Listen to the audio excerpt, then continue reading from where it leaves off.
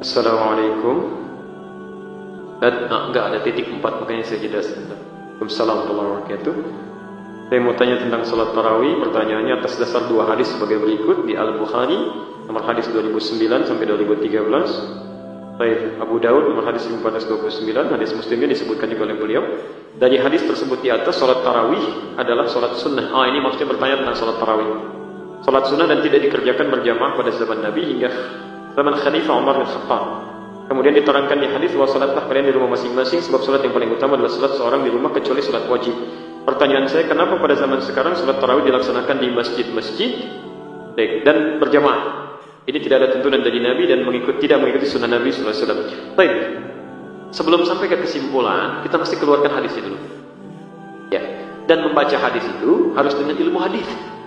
Bukan baca terjemahan langsung disimpulkan hukumnya, tidak. Ya. Baik, antum di sini menyebutkan hadis nomor 2009, baca dari 2008-nya ya. Kalau Anda menggunakan yang Sahih Al-Bukhari tanpa syarah, itu ada yang warna biru kemerahan, posisi dari sebelah kanan paling atas sampai kiri paling bawah dalam hadis 2013. Harganya murah, cuma 205.000. Itu pedoman kehidupan Anda, itu dari Nabi. Anda makan dan beli, Masya Allah, kendaraan-kendaraan dunia yang akan dibawa ke akhirat jutaan, kan? Beli kitab hadis. Ya kalau belum bisa baca Arabnya, beli aja dulu. Nanti anak Anda yang bacakan di kemudian hari. Kalau bapaknya nggak bisa bahasa Arab, anaknya harus bisa. Bapaknya nggak hafal Al-Quran, anaknya hafal. Cucunya penafsirnya. Nah ini bapaknya nggak hafal, anaknya nggak hafal juga. Mau siapa yang dibanggakan di akhirat nanti? Nah sekarang saya tambahkan referensi hadisnya supaya ketemu yang lainnya. Di dalam ilmu hadis itu kalau mau baca hadis, dikumpulkan dulu semua hadisnya, riwayatnya. Jangan dipisah-pisah. Dikeluarkan babnya, bab tentang tarawih, bab tentang qiyamul lail, baru ketemu semuanya. Baik, saya tambahkan misal nomor hadis 1330. Ada lagi nomor hadis 3569. Di Abu Daud nomor hadis 1367, belum dimasukkan ke sini. Baik, mari kita lihat. Nabi SAW menyampaikan kalimat tentang salat malam pertama dengan kaidah umum dulu. Jadi hadis Muslim nomor hadis 749, di sini tadi belum disebutkan juga, disampaikan oleh Ibnu Umar radhiyallahu taala anhuma. Kata beliau, qala Rasulullah sallallahu alaihi wasallam, salatul laili mathna mathna. Salat malam itu ditunaikan minimal 2 rakaat. Jadi kalau ingin paling minimal, tunaikan 2 rakaat. Tunaikan 2 rakaat. Fa idza khashiya ahadakum al-fajr falyutir rak'atan wahidah. Tapi kalau Anda sudah menunaikan salatnya, kemudian sedang salat khawatir fajar akan datang, segera tutup dengan 1 rakaat, witir. Jadi paling minimal bisa 2 rakaat. Kalau sudah mendekat fajar, tutup dengan 1 rakaat. Nah, pada prakteknya yang minimal 2 rakaat ini pernah juga dikerjakan oleh Nabi 4 sekaligus.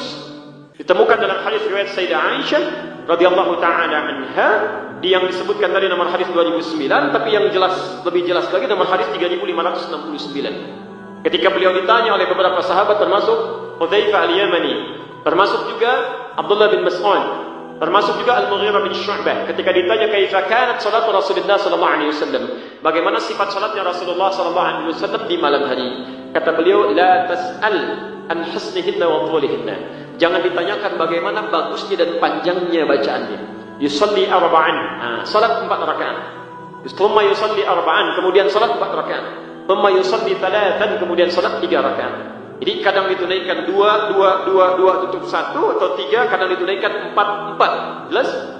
Bisa paling minimal 2, bisa paling 4, kemudian 3. Nah, karena ada kalimat di sini, saya akan langsung ke jawabannya saja. Ada kalimat, jangan tanya bagaimana bagus dan panjangnya. Penasaran Al-Mughirah bin Syu'bah ini, termasuk Abdullah bin Mas'ud, termasuk Hudzaifah al-Yamani.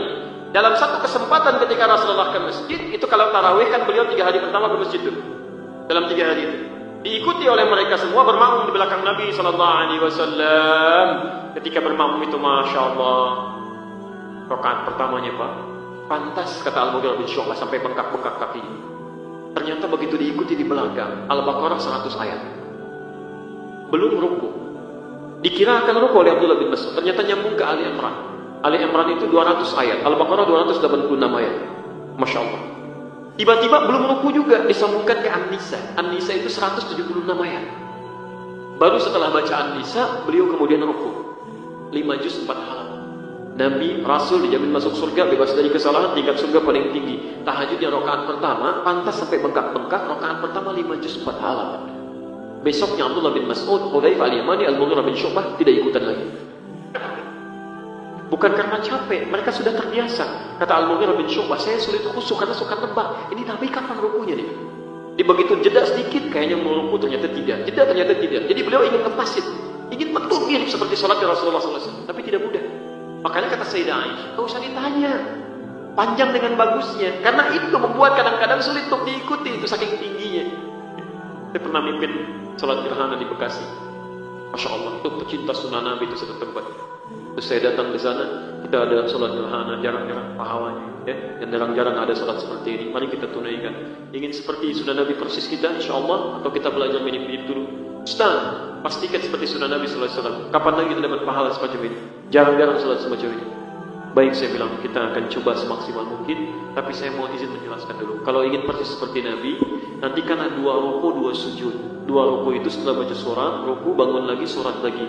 Nanti baru kemudian sujud, bangun lagi, jadi ada 4 surat yang dibacakan. Kalau ingin persis sama seperti Nabi, mohon maafkan nanti saya akan baca Al-Baqarah sampai selesai, surat pertama. Kedua Ali Imran sampai selesai. Ketiga An-Nisa sampai selesai. Baru yang keempat Sabbih isma rabbikal a'la. Itu tanpa saya bertanya kembali. Sebagian besar hampir semuanya mengangkat tangan. Ustaz, mirip-mirip Nabi aja katanya. Gak mudah gitu. Gak mudah ya. Nah, tapi poinnya kemudian di hadis ditemukan beberapa sahabat bermakmum pada Rasulullah SAW. Yang jadi masalah, setiap malam itu, malam kedua makin banyak, malam ketiga makin banyak. Karena itu diputuskan oleh Rasulullah SAW, selanjutnya gak ke masjid lagi, beliau di rumah. Di rumah. Ini masalah salat malam. Sampai besoknya dalam fajar beliau menyampaikan, saya tahu kalian menunggu-nunggu saya. Saya tidak menunaikannya ke masjid supaya salat ini tidak dijadikan wajib oleh Allah untuk ditunaikan berjamaah. Jadi bukan karena Nabi ingin melarang berjamaahnya, tapi karena khawatir membebani umatnya yang tadinya sunnah bisa dikerjakan jadi wajib berjamaah. Itu jadi masalah. Jadi wajib sifatnya. Karena Allah itu senang melihat hamba semakin meningkatkan ibadah. Nabinya masih hidup, hukum masih berlaku. Dalil kedua, Abdullah bin Abbas, seorang anak kecil yang sangat cinta dengan Rasulullah SAW. Sampai ketika Nabi SAW menginap di rumah bibinya Maimunah, lalu kemudian diikuti, nunggu malam-malam, kemudian menunggu di depan kamar Nabi, ingin tahu bagaimana cara Nabi bangun di malam hari. Ternyata ketika dilihat Nabi bangkit berwudu, diajak anak ini menunaikan salat malam. Ketika sedang salat malam itu beliau berada di belakang Rasulullah, ditariklah ke depan begini, disejajarkan dengan Rasulullah SAW. Lalu kemudian beliau bermakmum di belakang Rasulullah SAW dengan posisi sejajar itu, salat berjamaah. Ini menunjukkan bahwa salat pun bisa ditunaikan berjamaah, baik itu di masjid ataupun di luar masjid. Sekarang persoalannya, pelan-pelan, kenapa kemudian Umar bin Khattab radhiyallahu taala anhu berijtihad untuk menjadikan salatnya kemudian ke masjid, mengambil dari ketentuan Nabi sallallahu alaihi wasallam? Ini bukan pendapat Umar, karena Nabi pun sebelumnya pernah mencontohkan di masjid.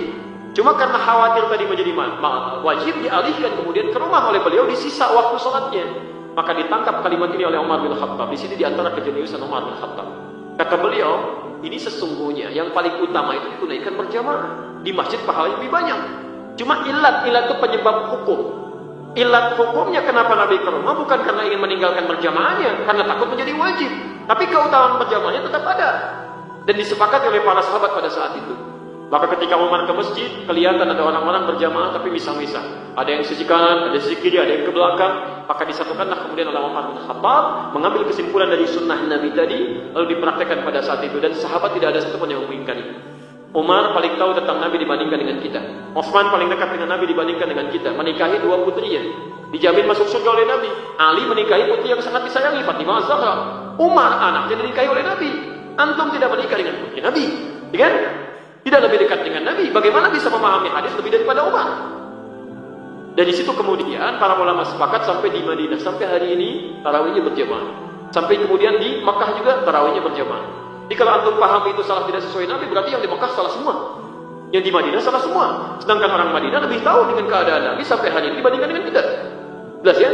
Di sini ada kebolehan dalil menunaikan sholat berjamaah di masjid untuk tarawih, tapi juga tidak melarang kalau ingin mengerjakan sendirian.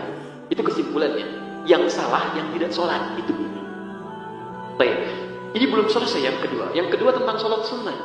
Bagaimana memahami kalimat Nabi, sholat sunnah terbaik itu ditunaikan di masjid, di rumah, tunaikan di rumah. Ini dalil yang terpisah. Di hadis Muslim, hadis 157. Nabi mengatakan afdhalun nawafil fi buyutikum. Salat terbaik itu di rumah-rumah kalian yang sunnah. Malam takunil faraid, sepanjang bukan yang fardu. Jadi yang fardu paling bagus tunaikan di masjid, yang sunnah-sunnah di rumah. Itu sunnah secara umum, tapi hadisnya belum selesai. Ujung keterangannya wa baiti huna, sedangkan rumahku di sini. Bagaimana cara menafsirkan hadis ini? Kata Ibnu Hajar Al-Asqalani dalam Fathul Bari, beliau sampaikan kalimat Nabi wa baiti huna, rumahku di sini, yadullu ala anna, ini menunjukkan bahwa sesungguhnya idza kana baitul muslim qariban minal masjid, jika rumah seorang muslim yang akan salat itu dekat dengan masjid. Di mana rumah Nabi? Di masjid. Rumah Rasulullah SAW, salat sunnah di situ. Begitu Bilal qamat, beliau keluar karena rumahnya dekat dengan masjid. Jadi hadis ini dipahami kalau rumah Anda dekat dengan masjid, silakan tunaikan salat sunnahnya di rumah supaya tempat sujudnya semakin lebih banyak lagi. Tapi kalau rumah antum di Banjarbaru, ada kajian di sini subuh, salat sunnahnya di sana, nyampe sini kapan? Itu yang agak susah, gitu kan? Apalagi saya mau ke sini kajian salat sunnahnya di sana dulu, nyampe ke sini ya kesiangan, tak nyambung, gitu kan? Nah, di sini yang disebut dengan illat dalam hukum fikih. Sebab fikihnya apa? Dari illat itu baru dipahami. Di membaca hadis itu tidak harus langsung dibaca terjemahannya, tapi ada turunan-turunan ilmu. Apalagi kalau sudah bicara illat. Apa babi hukum itu? Haram. Haram mutlak kecuali dalam kondisi darurat. Mutlak haramnya, tapi kalau Anda misalnya sedang ke tempat yang terasing, di hutan, tidak ada makanan-makanan seperti ayam, yang ada cuma babi. Kalau Anda nggak makan itu, Anda bisa meninggal. Maka apa hukumnya makan babi? Tidak bisa juga, babi besar begitu. Halal daging babinya, sebagian diambil, dimasak, baru Anda ambil untuk sekedar menutup rasa lapar, bukan mengenyangkan. Tapi kalau Anda sudah keluar dari situ menemukan ayam, maka babi tidak boleh dimakan lagi. Tidak boleh. Nah, sekarang saya mau tunjukkan sedikit tentang hukum illat. Apa hukumnya makan ayam? Boleh, halal, belum tentu. Kalau ayam itu matinya tidak disembelih, maka haram dia. Jatuh misalkan ayam, atau tiba-tiba dipukul mati, digoreng, nggak boleh dimakan. Kecuali kalau ayam ini disembelih dulu. Nah, baru kalau disembelih dulu apa hukumnya? Belum tentu. Kalau disembelihnya tidak mengucapkan kalimat Allah. Bismillah ya Allahu Akbar. Kan? Ibnu Majah nomor hadis 3221. Jadi kalau disembelihnya tidak menggunakan nama Allah, haram juga. Makanya kalimat-kalimat tidak sembarangan. Kalimat itu bisa menghadirkan hukum. Makanan halal karena kalimat. Nikah halal karena kalimat. Antum masuk Islam karena kalimat. Makanya ketika antum mengucapkan kalimat yang salah, akhirnya bisa salah. Bisa di kepercayaan yang lain, bukan yang ada di Indonesia ya. Misal ada perayaan namanya perayaan nakal, misalkan antum katakan selamat nakal, itu bukan di Indonesia ya, tempat yang lain. Antum ucapkan, itu nggak bisa kan, itu kalimat. Kalimat, makanya keluar fatwa. Bahkan sebelum MUI mengeluarkan fatwa, kita tetap toleransi dengan saudara-saudari kita. Tidak boleh kita mengganggu kalau sedang ibadah. Tapi toleransi itu tidak harus menjadikan semua yang dikenakan diikuti, tidak. Itu toleransi tingkat tinggi. La ikraha fid din, Quran surah kedua ayat 256, posisi paling kiri sebelah bawah. Jangan maksa orang dalam agama. Jadi nggak boleh.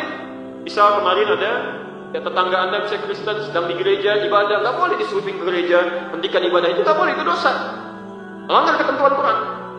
Lakum dinukum waliyadin, silakan bebas. Anda ibadah, terserah Anda. Saya ibadah, kita berdakwah saja dalam kebaikan. Nggak boleh paksa. Tapi juga jangan ikut-ikutan untuk dikenakan hal-hal yang melekat pada ketentuannya, termasuk pengucapan kalimatnya.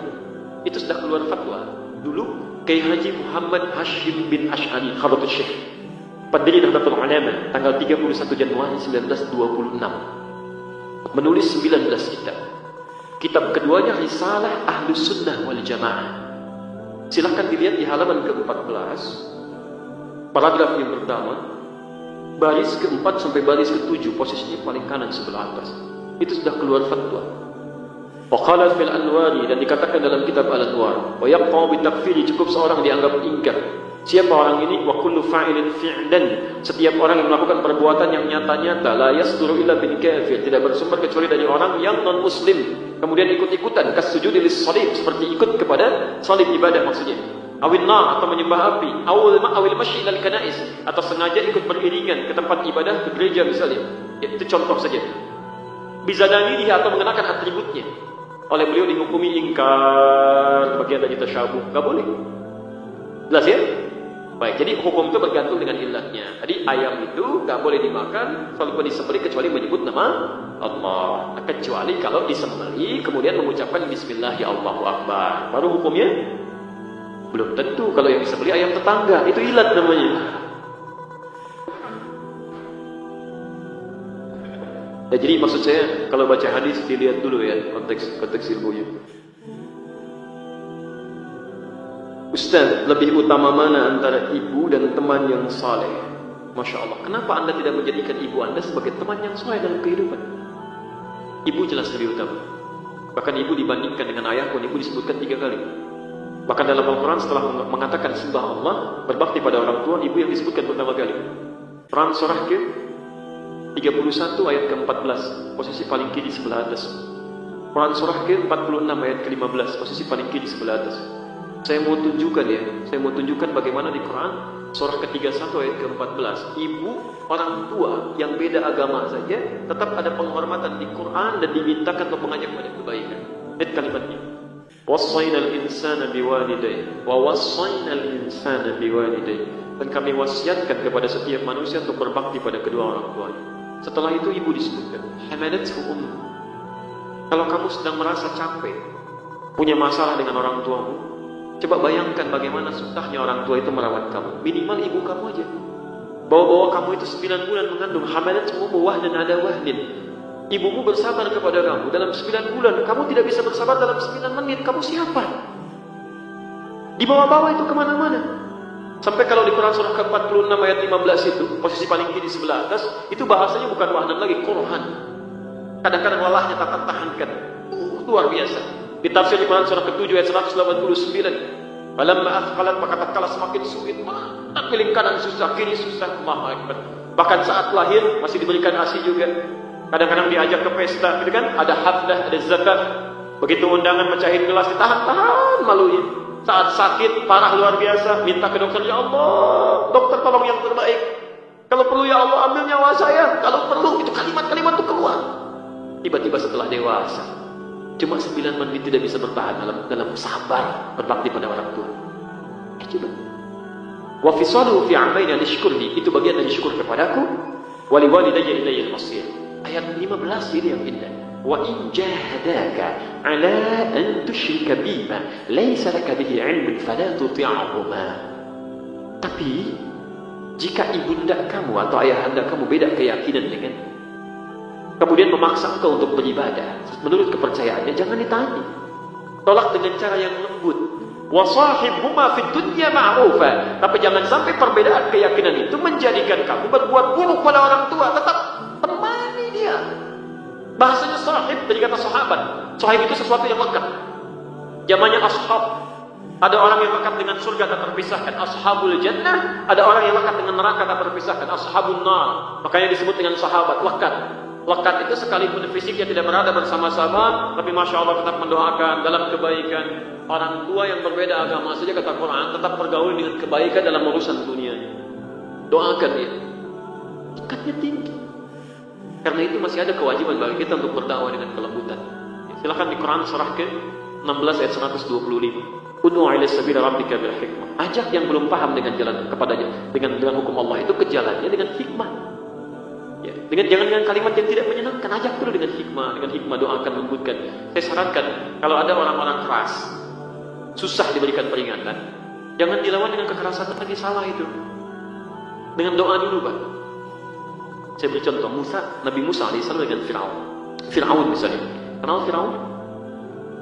Alhamdulillah. Kalau antum kenal saya bingung, itu kenal di mana gitu ya? Fir'aun itu makhluk manusia, bukan hanya luar biasa bengis ya, tapi menyebalkan. Kalimat-kalimatnya tajam, kadang-kadang melahirkan eksekusi, tidak langsung negosiasi, eksekusi langsung. Itu rambutnya nggak enak dilihat, tolong pisahkan kepala dari badannya, bukan nyuruh-nyukur.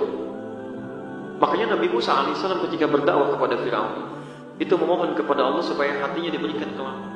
Kalau hatinya sudah lapang luas, jadi cacian-cacian itu nggak cepat tersinggung nanti, tidak cepat tersinggung. Bayangkan kalau Nabi tersinggung, cuma mengangkat tangan berdoa, ya Allah ini manusia menjengkelkan sekali, wafatkan saat ini, meninggal dia, dikabulkan. Cuman hikmah dakwah dari peristiwa itu nggak ada untuk kita. Maka ketika sebelum datang kepada Fir'aun beliau berdoa, Qala Rabbi shrahli wa yassir li amri wahlul 'uqdatan min lisani yafqahu Itu rumusnya. Rabbi shrah li sadri, ya Allah lapangkan hati saya, supaya kalau mendengar kalimat-kalimat yang tidak nyaman, saya bisa tahan. Orang tua misalnya, antum boleh ngajak pada kebaikan, Pak, ayo sholat, itu kan. Kamu ngajak-ngajak sholat, itu kan. Udah nanti aja lah, Papa juga tahu lebih duluan daripada kamu. Sabar. Ayo Pak, kan tidak harus seperti itu. Papa kok gitu amat, si amat aja nggak gitu, ya kan? Itu kan si amat, bukan Papa. Mana rame gitu kan. Pelan-pelan doa lagi, pelan-pelan doa lagi. Jadi kalau sudah dilembutkan hatinya oleh Allah, itu mudah kalimat-kalimat masuk. Saya pernah satu kali ada seorang yang datang berubah, sibuk luar biasa, punya jabatan di pekerjaannya. Insyaallah. Begitu berubah, orang tuanya marah. Karena dia merasa dunianya tertinggalkan. Padahal bukan tertinggalkan, menyesuaikan dunia untuk kepentingan akhiratnya. Dikerjakan juga tugasnya. Siapa yang membuat kamu berubah? Kalau kamu tidak mampu menyelesaikan, Papa yang turun tangan. Sampaikan. Waduh, sakit. Itu baru tangannya, belum kalau turun kaki macam-macam dan sebagainya. Dan itu punya posisi juga ya. Pasukan luar biasa lah, kamu sudah saya sebutkan ya. Apa yang terjadi? Saya nasihatkan. Doa kepada Allah. Minta kebaikan. Minta melembutkan hatinya. Pasti akan diberikan jalan. Dan ini poinnya. Tetap berbakti kamu pada orang tua. Seperti sahabat dulu pernah mengalami peristiwa itu. Jadi setiap keperluan apa-apa berikan. Ketika nasihat itu sampai, nilai Quran diberikan, qadar Allah, ternyata ujian itu datang. Ibunya sakit, Pak. Begitu sakit, di sini dilakukan. Kalau rumah sakit terbaik, dimaksimalkan perawatannya. Dalam setiap pekerjaan yang luar biasa padatnya, itu masih nengok ke situ, dilihat lagi, dicari dokternya, dipastikan begini, sampai ibunya menangis bertanya, siapa yang menyuruh kamu seperti ini? Dari mana kamu begitu? Inilah hasil belajar saya selama ini, Ma. Memang diajarkan begini. Saya diajarkan seperti ini. Sampai ibunya menangis, ayahnya lihat, ayahnya berubah, ibunya berubah, istrinya berubah, anak-anaknya berubah. Akhirnya datanglah satu keluarga besar. Kita sama-sama ketemu, bapaknya minta maaf, ibunya minta maaf, bahkan kita beribadah bersama-sama dalam kebaikan sampai ke Mekah itu. Cukup menarik gitu kan. Jadi kalau Anda bertanya lebih baik mana ibu dengan teman yang saleh, sebetulnya pertanyaan itu tidak perlu muncul. Anda punya tugas menjadikan ibu Anda saleh dan mempertahankan pertemanan dengan teman saleh Anda. Dan teman Anda yang saleh akan mengajak Anda untuk berbakti kepada orang tua. Itu poin. Jelas? Bagaimana sikap kita sebagai muslim dengan kejadian yang menimpa saudara kita muslim yang ada di Aleppo? Contoh paling jauh, contoh paling dekat yang ada di Pidi, yang ada di Bima, yang ada di sekitaran Anda sekalian. Baik, kita ambil dulu untuk kejadian Aleppo, Quran surah ke-4 An-Nisa ayat 75, posisi paling kiri sebelah atas. Itu saya kadang suka tidak kuat dengan ayat-ayat ini tuh. Ya, dalam beberapa hal dosanya luar biasa kalau ada kewajiban di ayat ini kemudian tidak dilakukan bagi orang-orang yang punya kemampuan. Perhatikan kalimatnya. فَمَا لَكُمْ لَا تُقَاتِلُونَ فِي سَبِيلِ اللَّهِ. Kenapa kalian tidak berjuang di jalan Allah? Tidak berjuang di jalan Allah. Lihat kalimatnya. فَمَا لَكُمْ لَا تُقَاتِلُونَ فِي سَبِيلِ اللَّهِ وَالْمُسْتَضْعَفِينَ مِنْ رِجَالِكُمْ. Sedangkan orang-orang lemah yang sudah tidak bisa bergerak dari kalangan lelaki. Masya Allah. Kemudian ada kalangan perempuan, wanisa, wal wildanil ladzina yaquluna rabbana akhrijna min hadhihi al-qaryati zalimi ahliha. Dan dari anak-anak kecil yang teriak-teriak, ada orang sepuh, perempuan dan anak-anak kecil teriak-teriak, rabbana akhrijna min hadhihi al-qaryati zalimi ahliha. Ya Allah, tolong keluarkan kami dari tempat ini ya Allah, yang penguasanya zalim, kami dizalimi ya Allah. Mereka teriak itu, minta. Bukankah di Aleppo perempuannya teriak, sepuhnya teriak, anak kecil teriak, mereka minta dan hayat. Itu persis diperlihatkan pada kita. Masya Allah. Waj'al lana min ladunka waliyya waj'al lana min ladunka nasira. Ya Allah, mohon, kami sudah tidak punya harapan pada manusia, kami minta kepadamu saja ya Allah. Berikan pertolongan kepada kami ya Allah. Berikan perwalian kepada kami ya Allah. Itu minta orang-orang seperti itu. Apa respon kita dalam suasana seperti itu?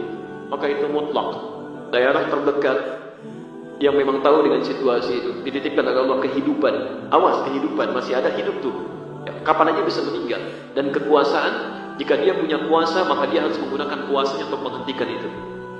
Bisa dengan lobby diplomasi, kan? Bisa dengan pengerahan kekuatan yang menghambat dan sebagainya. Anda yang keluar dari wilayah itu cukup jauh, tidak perlu terjun ke dalamnya. Cukup Anda berikan potensi yang lain untuk berjihad di dalamnya. Apa itu? Gunakan dengan hartanya kalau dititipkan kelebihan harta. Quran surah kedua ayat 261 sampai dengan 263, yaitu posisi paling kiri di tengah sampai ke bawah. Awas, masalul ladzina yunfiquna amwalahum fi sabilillah. Kalimat an-nisa fi sabilillah, kalimat di sini dengan harta fi sabilillah. Perumpamaan orang yang berjuang dengan hartanya di jalan Allah. Anda punya kelebihan, sampaikan. Tolong pandai-pandai melihat ya. Tapi kalau harta tidak ada, kekuatan belum ada, minimal dengan doa. Doa. Seperti zaman Nabi pernah menyampaikan. Quran surah ketiga ayat 128 sampai 129. Maka hadir kita boleh pakai kunut nazilah. Subuhnya kita kunut, maghribnya kunut, isyanya kunut, minimal berdoa. Antum tenaga enggak ada gitu kan? Harta enggak ada, doa juga enggak, malah saling mencela gitu kan? Yang diinginkan apa? Jadi sikap kita coba perbanyak kebaikan-kebaikan yang dengan itu insya Allah melahirkan pahala. Tolong pandai-pandai ya pesan saya, tolong pandai-pandai melihat titipan apa yang dititipkan oleh Allah kepada kita untuk dimaksimalkan jadi ibadah. Misal Allah dititipkan harta gitu kan? Harta itu fungsinya bukan untuk dipamerkan. Kalau cuma ingin pamer, maaf antum ketinggalan. Dulu sudah ada yang paling banyak hartanya, banyak korun, sampai disebut di Quran.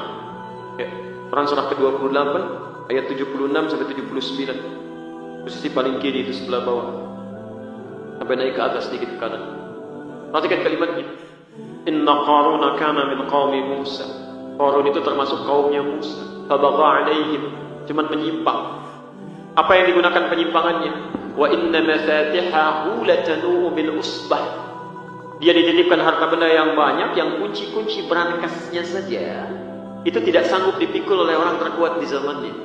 Di informasi saja, kalau Qarun mau kemana-mana, itu di belakangnya ada bodyguard yang hanya membawa kuncinya aja, kunci berangkas. Di ayat 79-nya, fakharaja ala qaumi fi zinati, setiap keluar pada kaumnya itu selalu tampil bercuis, berlentik.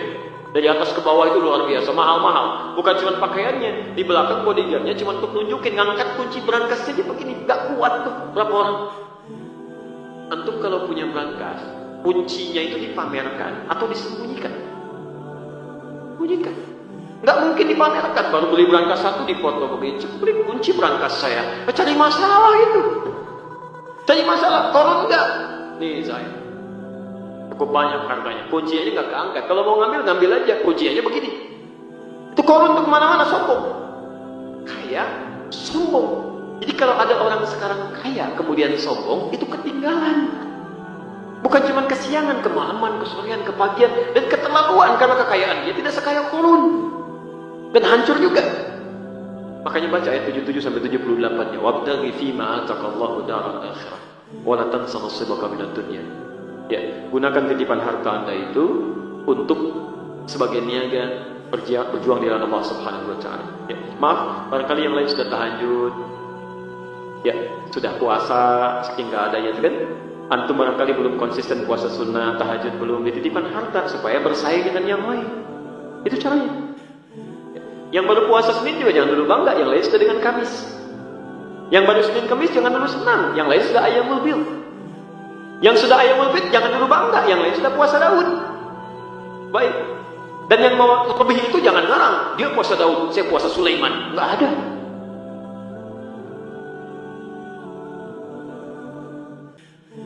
Bagaimana menguatkan sikap muraqabah? Bagaimana cara berdakwah antara pemuda yang berbeda lingkungannya dengan menggunakan sesuai akhlak Rasulullah SAW? Baik, menguatkan sifat muraqabah. Pertama, apa itu muraqabah? Muraqabah itu artinya kedekatan yang melekat, tapi ada unsur pengawasan. Quran surah pertama Al-Fatihah ayat pertama, dan ada 70 hadis di sini. Kalimat Bismillahirrahmanirrahim. Ba di situ itu ada 14 makna. Dalam kalimat Bismillahirrahmanirrahim, huruf ba-nya ada 14 makna. Di antara makna pertama disebut muraqabah wal musahabah. Ba yang menunjukkan kedekatan sekaligus pengawasan. Jadi kalau Anda menyebut bisa, perhatikan ya. Saya mau minum bisa. Sebelum minum Anda ucapkan Bismillah. Ba Bismillah. Ketika Anda ucapkan kalimat Bismillah menggunakan huruf ba, itu bukan berarti semata dengan menghafalkan. Tapi ba di situ berperan muraqabah wal musahabah. Anda minum ini seperti seakan-akan dilihat oleh Allah dan dipersaksikan dan diawasi. Bagaimana cara merasakan itu? Ditafsir di hadis Muslim nomor hadis ke-8, di Al-Arba'in nomor hadis yang kedua disebut dengan hadis Jibril. Perbuatannya disebut dengan ihsan. Saya bacakan hadisnya. Ketika malaikat Jibril bertanya pada Rasulullah, "Mal ihsan?" Kata Nabi, "An ta'budallaha ka'annaka tarahu, fa in lam takun tarahu fa innahu yaraka." Engkau menyembah Allah, menjadikan semua aktivitas sebagai ibadah karena Allah, seakan-akan engkau merasa bersamanya. Tapi kalau tak mampu melihatnya, rasakan Allah sedang mengawasi. Perhatikan, orang yang minum merasa dilihat Allah diawasi, itu bisa mustahil bisa menyentuh minuman yang tidak disukai oleh Allah. Kata Nabi, rasakan ketika akan minum, Allah melihat Anda. Di mustahil ada orang akan minum minuman yang tidak disukai Allah, mustahil. Antum sedang di kantor, di ruangan sendirian, tiba-tiba ada proyek yang tidak jelas datang. Antum merasa sendirian, ditutup di satu ruangan, kan? Tidak ada yang lihat dan sebagainya. Nah, muraqabah, rasakan sekalipun sendirian, tidak ada yang akan luput dari pengawasan Allah Subhanahu wa taala. Begitu akan tanda tangan, rasakan Allah sedang menatap antum. Kalau masih godaannya kuat di situ, yang kedua kata para ulama, mengambil hadis Nabi sallallahu alaihi wasallam. Masya Allah, ingatkan dengan kematian. Kematian, dirasakan begitu akan tanda tangan proyek yang tidak jelas itu, rasakan seketika mungkin Anda meninggal pada saat itu. Anda meninggal. Nah, itu akan lebih menjaga kita. Makanya kata para ulama, kalau Anda ingin selalu baik dalam aktivitas dan terbebas dari maksiat, ketika terpikir berbuat salah, bayangkan seketika akan meninggal. Itu akan cepat terjaga kita. Ya. Termasuk dalam ibadah, saat sholat, kalau ingin bertambah kehusyuan, salah satu rumus Qur'annya, rasakan diawasi oleh Allah, dan ketika sholat itu mungkin jadi sholat terakhir. Itu ada rumusnya di Quran, surah kedua Al-Baqarah, ayat 45 sampai 46. Wa innaha lakabiratun illa 'alal khashiyin. Salat itu tidak mudah dikerjakan kecuali bagi orang khusyuk. Siapa orang khusyuk ini? Ayat 46-nya. Alladzina yadhunnuna annahum mulaqu rabbihim. Yaitu orang-orang yang merasa akan berjumpa dengan Allah, diawasi. Makanya maaf, Bapak Ibu ya, teman-teman dimaklum sekali. Orang khusyuk yang merasa akan berjumpa dengan Allah, dengan yang tidak khusyuk itu akan beda. Saya beri contoh begini lah. Ada undangan sekarang. Nanti jam 5 itu ada undangan dari Pak Gubernur ya Kalimantan Selatan, kita dijamu untuk makan sore sebelum malam jam 5 gitu kan. Insya Allah sekarang ini tinggal waktunya 2,5 jam lagi. Baik, kalau nanti antum ikut dengan kami bergabung, kira-kira mau pakai pakaian seperti ini atau perbaiki? Perbaiki penampilan? Cuci muka dulu nggak? Enggak, ini cuma contoh aja, bukan betulan, bukan cuma contoh aja kan. Ada undangan jam 5 sebentar lagi, misal contoh seperti itu, kita diundang untuk makan bersama-sama. Baik, kita perbaiki penampilan, makan, cuci muka dulu macam-macam, Masya Allah. Antum diundang saja oleh manusia yang belum tentu memenuhi kebutuhan kita, itu bisa mengganti pakaian terbaik. Undangan pesta, kenakan pakaian terbaik, yang undang manusia, dan belum tentu tiap hari. Kenapa saat Allah mengundang kita, dan 5 kali dalam sehari? Bahkan menyampaikan, perlu apa, saya berikan. Mencukupi kebutuhan, memaafkan kalau salah, mengampuni kalau berbuat dosa. Seharusnya penampilan kita bisa lebih baik. Makanya orang khusyuk itu di Quran surah ke-7 ayat 31, pakaiannya aja beda. Ya bani Adam, khudhu zinatakum inda kulli masjid. Hei anak cucu Adam, kenakan pakaian terbaikmu setiap ada panggilan dari masjid. Kelihatan lain Pak pakaiannya itu. Lain. Sekarang tadi apa? Halo? Selasa. 2 hari kemarin tadi apa? Ya, hari Ahad. Ada yang menyebut Minggu, ya kan? Atau di hari yang lainnya. Saya nggak mau spesifikan ya. Antum perhatikan aja. Orang mau musyrik saja, pakaiannya bagus-bagus. Ada yang pakai dasi, pakai jas, perempuannya pakai kebaya, gitu kan? Kemudian anaknya dibawa, dikepang, dikasih hadiah. Jadi mereka mau salah ibadah aja, pakaiannya bagus-bagus. Kenapa antum yang mau menghadap Allah dengan hidayah yang telah melekat pada dirinya, persiapan begitu-begitu saja? Jadi itu akan berdampak. Kalau tidak percaya silakan. Begitu sholat asar atau nanti maghrib, antum persiapan pakaian yang terbaik. Kenakan wangian terbaik untuk laki-lakinya. Saatnya dilakukan dengan baik. Demi Allah saya katakan, itu indah. Angkat itu. Setelah itu sempurnakan wudu. Quran surah ke-5 ayat ke-6. Posisi paling kiri sebelah atas. Ketemu manusia cuci muka, mandi. Ketemu Allah, masa kita tidak penampilan baik? Wudu sempurna. Kenapa? Ini rahasianya. Wa annahum ilaihi raji'un. Ini sudah agak mau ke sore nih. Kalau mendengar kalimat rajiun yang terbaik apa? Inna lillahi wa inna ilaihi. Rasakan kenapa mesti berpenampilan baik. Maaf, karena mungkin itu jadi sholat terakhir kita. Makanya kalau sholat ingin khusyuk, begitu mau sholat, tolong rasakan. Mungkin ini sholat terakhir kita. Makanya kan panggilannya panggilan dari Allah. Panggilan sholat itu lewat lisan muadzin itu. Maaf ya, Bapak anti Ada Pak Andi di sini? Tidak ada. Baik. Pak Andi dipanggil Allah. Apa artinya? Ya. Nah, kita sehari 5 kali dipanggil Allah. Dan kita yakin kita akan meninggal. Ada yang tidak akan meninggal di sini? Boleh angkat tangan? Yakin meninggal? Kapan? Bisa hari ini? Antum kalau tahu kapan saja bisa meninggal, kenapa masih main-main juga dalam urusan akhirat? Harusnya siap-siap. Mata lihat yang salah, palingkan. Bagaimana kalau melihat yang jelek begitu meninggal? Ikut taklim tiap hari, Masya Allah. Salatnya luar biasa, puasa sudah dikerjakan. Meninggal ketika melihat sesuatu aurat yang terbuka. Cuma 2 detik meninggal. Dan diungkap di akhirat. Si fulan meninggal ketika melihat maksiat. Allahu Akbar.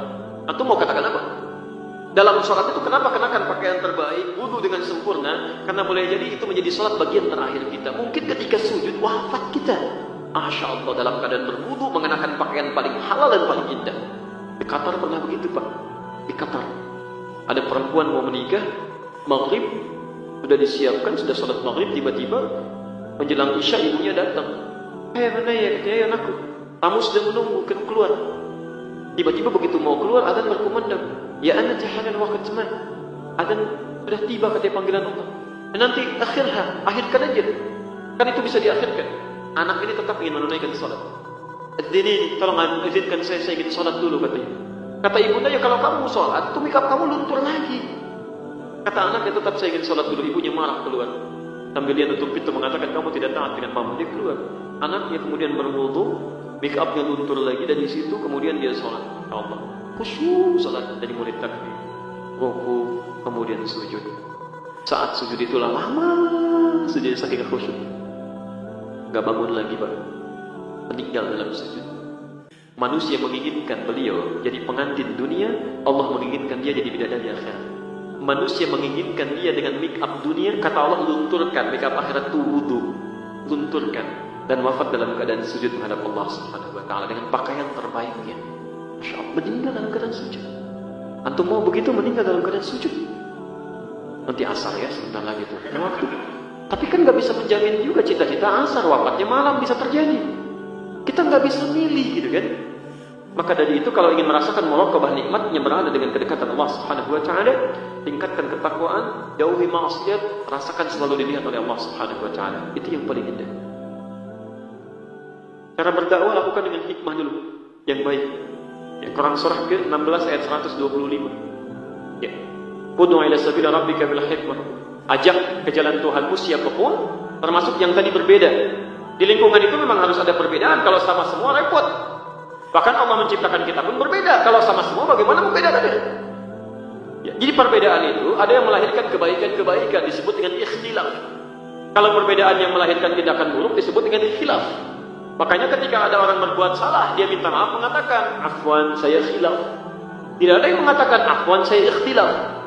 Di ikhtilaf itu perbedaan yang melahirkan keindahan. Ya, itu ada di Quran, misalnya Quran surah ke-30 dari ayat 19, ayat 20, ayat 21. Wa min ayatihi ikhtilafu alwanikum, dan di antara tanda-tanda yang mendekatkan dengan Allah perbedaan warna kulit. Itu jadi hikmah itu. Bahkan orang tua kita pun berbeda. Kalau orang tua kita sama, nggak akan ada kita. Allah menciptakan Adam dengan Hawa, bukan Adam dengan Doni.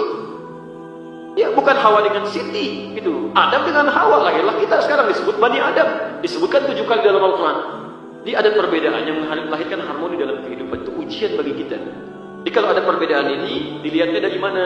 Nah, ini yang dilihat pertama kali, hikmah. Hikmah itu punya 2 arti. 1, al-isaratu fil aqwal wal af'al wa wad'u kulli syai'in fi maqam.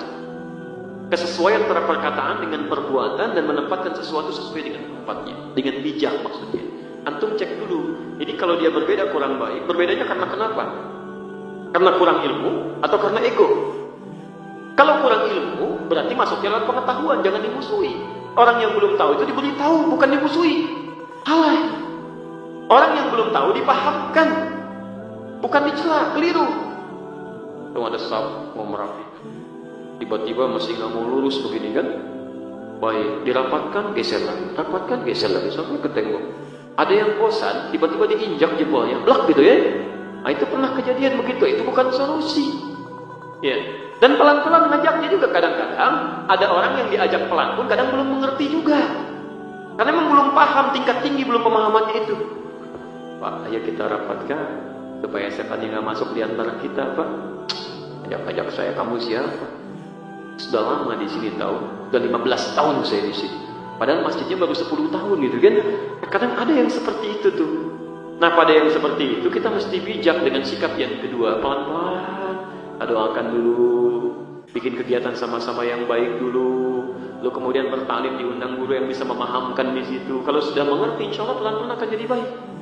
Akan jadi baik. Saya ke Lampung dulu dakwah ada 40 orang. Sekarang alhamdulillah ada 2000 orang. Itu Masya Allah, kita berkumpul di sana. Kalau kami datang, itu 18 majlis taklim semua berhenti, berkumpul di tempat kita semua bareng-bareng kita mengaji. Dan Masya Allah, di situ ada NU-nya, ada Muhammadiyahnya, ada Dewan Dakwahnya, ada ikhwan dari semua, masuk kumpul di situ. Kita semua bisa bareng-bareng di situ. Dengan apa? Manhaj namanya. Manhaj. Manhaj itu petunjuk yang diajarkan oleh Nabi dengan bingkai Al-Quran dan penjelasan Rasulullah, namanya sunnah. Jadi kalau manhajnya masih sama, itu kita berjalan beriringan, sekalipun dalam prakteknya mungkin beda, tapi frame-nya sama. Saya mau tunjukkan sebentar ya, kadang di sini sudah ada.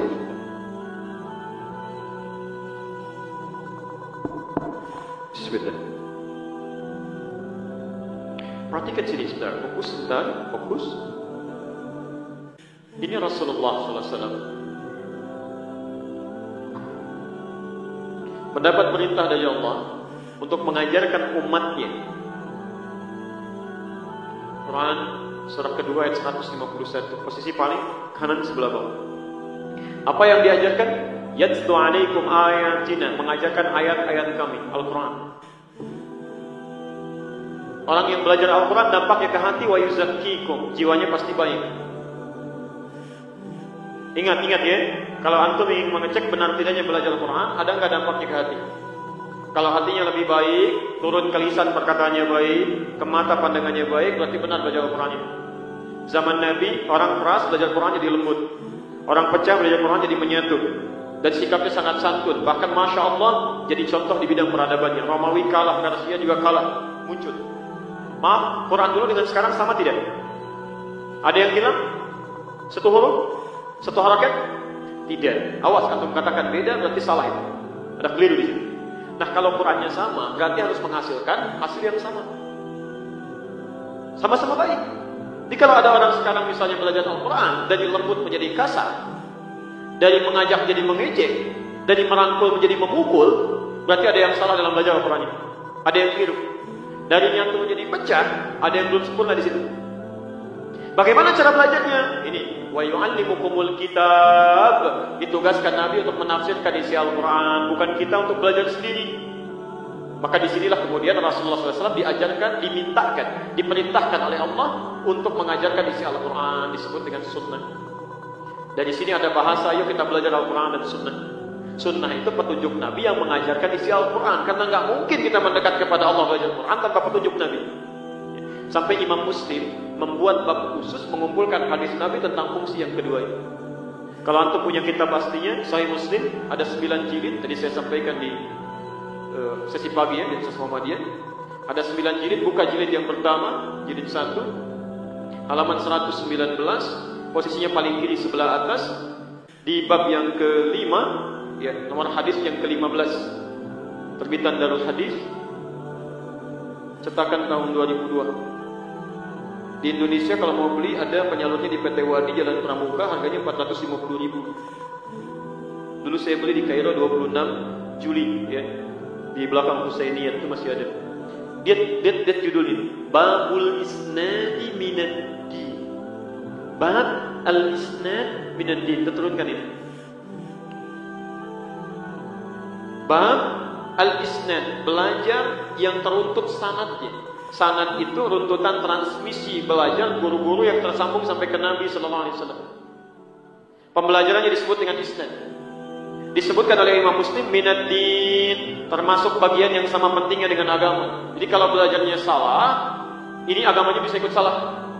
Antum belajar sholat, caranya salah, maka bisa ikutan salah. Sholatnya bisa salah, terus diulang. Contoh ya, mohon maaf. Antum sholat tidak sesuai dengan contoh-contoh yang Nabi SAW contohkan, itu bisa bermasalah. Nah, saya beri contoh begini misal. Mau takbir ya. Takbir itu ketika Nabi SAW bertakbir mencontohkan. Hadis riwayat An-Nasai nomor hadis 886. Begitu tangan diangkat begini, kalimatnya fawadha'a, maka cepat letakkan yadahu yumna, tangan yang kanan ke punggung yang kiri, begini. Redaksinya cepat, ketika diangkat begini cepat langsung letakkan. Baik. Itu satu contoh. Kalimatnya menggunakan fa, karena fa berarti tidak ada gerakan yang lain, tidak ada jeda yang lain. Bahkan kami di rumah punya koleksi alhamdulillah 1235 kitab hadis. Itu saya cek dari yang paling sahih sampai yang paling palsu. Yang palsu aja tidak ada gerakan lain. Jadi pemalsu hadis pun tidak tertarik memalsukan hadis ini karena memang sudah jelas.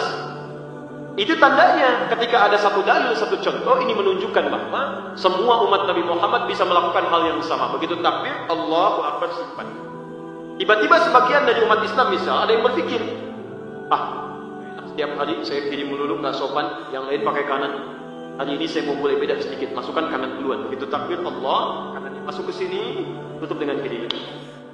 Jadi begitu takbir Allah, tutup begini, angkat, kadang-kadang kakinya naik sedikit, itu kan? Nah itu, ya, saya tidak bermaksud menyalahkan, tapi saya tidak menemukan urutan dalilnya sampai ke nanti. Jangankan di kitab hadis sahih, di kitab hadis palsu pun nggak ada. Di pemalsu hadis pun tidak tertarik memalsukan hadis ini karena hadisnya sudah cukup jelas gitu. Jadi bisa bermasalah. Yang ingin saya terangkan, ini yang harus antum ketahui. Semua pelajaran Nabi ini yang disebut dengan sunnah, belajar pakai sanad, itu disebut dengan manhaj namanya. Manhaj ini dibagi dua. Satu, ada yang berbentuk satu dalil, satu contoh. Seperti yang tadi. Yang kedua, ada yang berbentuk beragam dalil dan aneka contoh. Contohnya bukan cuma satu, tapi banyak. Fokus. Kalau dalilnya cuma satu, contohnya satu, itu artinya semua umat Islam bisa mengerjakan contoh ini dipandang mampu tanpa mengerjakan alternatif yang lain. Maka antum tidak boleh mengadakan aktivitas yang lain di luar yang ini. Jelas di sini? Baik. Tapi kalau contohnya lebih daripada satu dan dalilnya cukup banyak, itu tandanya umat Islam dipandang tidak mampu mengerjakan satu cara yang sama. Makanya diberikan alternatif yang lain supaya bisa mengerjakan sesuai dengan kemudahannya. Saya beri dua contoh. Contoh pertama, untuk i'tidal, sami Allahu liman hamid. Kemudian akan sujud. Saat akan sujud itu dari i'tidal bisa turun dengan dua cara. Bisa menggunakan lutut duluan. Itu ada di Abu Daud nomor hadis 838, posisi paling kanan sebelah bawah dari Wa'il bin Hujr. Rasulullah menyampaikan sallallahu alaihi wasallam, ya, la tasjud bima ma'na kama yabrukul ibil falyadha rukbatayhi qabla yadayhi. Kamu jangan sujud seperti duduknya unta, maka dahulukan lututmu sebelum telapak tanganmu. Yang kedua nomor hadis 840 sampai 841, posisi paling kiri sebelah atas. La tasjud kama yabrukul ba'ir falyadha yadayhi qabla rukbatayhi. Jangan sujud seperti duduknya unta tunggangan, dahulukan kedua telapak tanganmu sebelum lututmu. Dari Abu Hurairah. Kenapa dua kalimat hadis ini muncul seperti bertentangan, tapi sebetulnya memberikan kemudahan. Dua-duanya sama di kitab yang sama, cuma beda dua nomor. Ternyata setelah diteliti oleh para ulama, dibuat kaidah al-jam'u wat taufiq, mengumpulkan semua hadisnya dan melihat kemana ini arah penafsirannya. Ternyata disimpulkan ini kemudahan dalam praktek ibadah, karena tidak setiap orang bisa mengerjakan dengan satu cara yang sama. Antum kalau menggunakan telapak tangan aja, kemudian telapak tangan yang bermasalah, mau pakai apa? Kalau nggak pakai lutut, ya pakai telapak tangan. Makanya Ibnu Qayyim al-Jauziyah pernah menulis kitab sifat salat Nabi. Beliau praktekkan dengan kedua lutut itu. Syekh Muhammad Nasruddin al-Albani memilih menggunakan telapak tangannya. Begitu menulis kitab sifat salat Nabi oleh Syekh Muhammad Nasruddin al-Albani, beliau pilih menggunakan telapak tangannya. Jadi saat Anda menggunakan telapak tangan atau menggunakan lutut, itu kedua-duanya benar, nggak usah diperselisihkan, karena satu manhaj yang sama. Yang salah itu yang pakai kepala duluan, atau yang nggak sholat, itu aja yang salah. Jelas ya? Awas, hati-hati nih, persoalan ini kelihatannya seperti mudah. Di Bekasi itu pernah ada suami istri tidak tegur sapa semalaman gara-gara persoalan lutut dengan tangan. Betul Pak. Suaminya pulang dari pekerjaan malam-malam, ya, sholat di rumahnya, begitu turun lututnya duluan. Istri lihat, begitu selesai istrinya langsung menyampaikan, "Papa, sholatnya nggak sesuai sunnah," katanya. Ini cara masuknya keliru, Bu. Keliru. Di rumah itu kan yang pemimpin laki-laki, bukan perempuan. Quran surah keempat ayat 34. Ar-rijalu qawwamuna 'alan nisa. Sementara sifat pemimpin itu apa yang paling dominan sifat pemimpin? Itu sifat pemimpin itu yang paling dominan, tidak mau dipimpin. Jadi hanya menerima usulan, tidak menerima saran. Wah, ini langsung menghadirkan kesalahan. Papa sholatnya salah, tidak sesuai sunnah. Kenapa, Ma? Harusnya bukan pakai lutut, pakai telapak tangan duluan. Suami nggak mau kalah karena nggak menerima saran, kan? Mama yang tidak sesuai hadis. Padahal dua-duanya nggak baca apa. Betul. Besoknya bertemu dengan kami suaminya, cerita. Jadi istrinya belajar di guru A, suami belajar di guru B. Dua-duanya, Pak, saya bilang terdapat di kitab yang sama, cuma beda 2 nomor. Itu kemudahan. Ini poin yang paling penting. Jadi, kalau menemukan 2 perbedaan seperti ini disebut manhaj. Kalau antum memilih salah satu di antara contoh ini, satu dipilih. Misal, saya pilih pakai lutut. Condong ke situ. Dhahaba ilaihi. Pilihan yang condong saya pilih. Ma dhahaba ilaihi. Saya mau pakai lutut. Ma dhahaba ilaihi. Kepanjangan disingkat jadi madhab. Disingkat. Ada singkatan dari bahasa Arab. Ma dhahaba ilaihi disingkat jadi madhab. Pilihan yang cenderung dipilih sesuai dengan tuntunan Nabi. Di Arab pun seperti kita ada singkatan. Bahkan kalimat ayat Quran itu ada singkatan istilahnya. Sekalipun saat diucapkan kalimat yang dibacakan. Bismillahirrahmanirrahim disingkat jadi basmalah istilahnya. Alhamdulillahirabbil alamin. Hamdalah. La haula wala quwwata illa billah. Hauqala. La ilaha illallah. Tahlil. Ada singkatannya. Ini sudah jam 3. Jadi mari kita langsung saja tutup ta'lim kita dengan sama-sama mengucapkan hamdalah. Hamdalah. Tidak. Alhamdulillahirabbil alamin.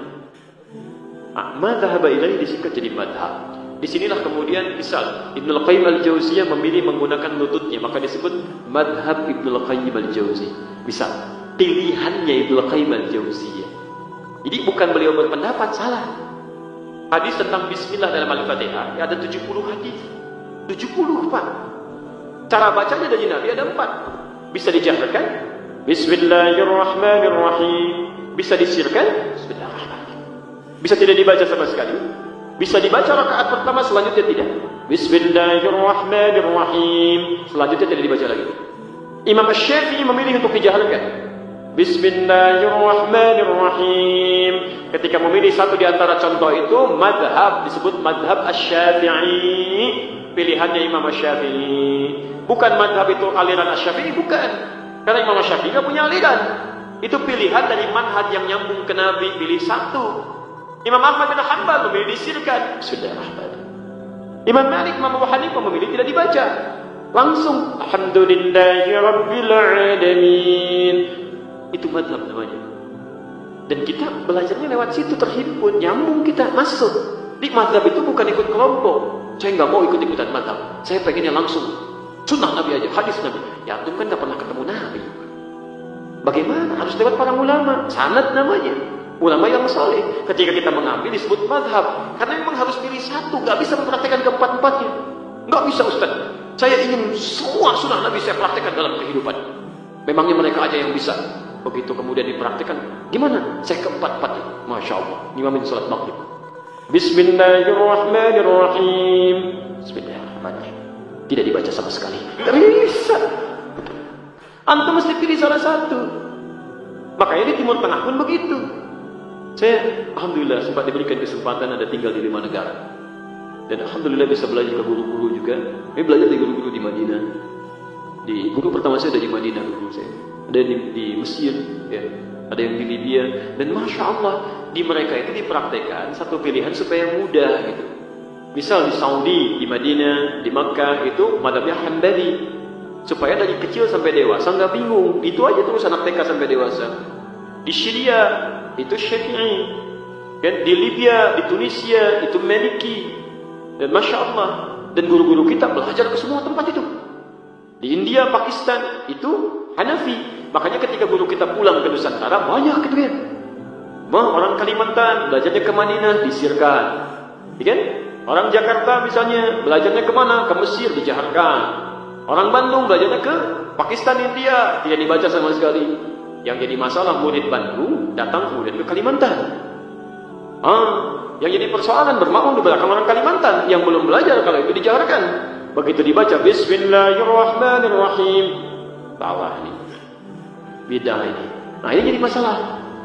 Maka turunan manhaj ini sepanjang sama-sama ini jadi manhaj yang sama. Inilah pentingnya kita ikut taklim supaya paham mana yang manhaj, mana yang madhab. Kalau keluar dari Al-Quran dan Sunnah ini, itu yang kemudian kita tinggalkan lalu kita luruskan untuk kembali pada jalur yang benar. Jadi kalau sama-sama satu manhaj walaupun beda manhaj gak apa-apa. Ya. Saya pernah tugas di Mekah 2010, terima jemaah haji pertama.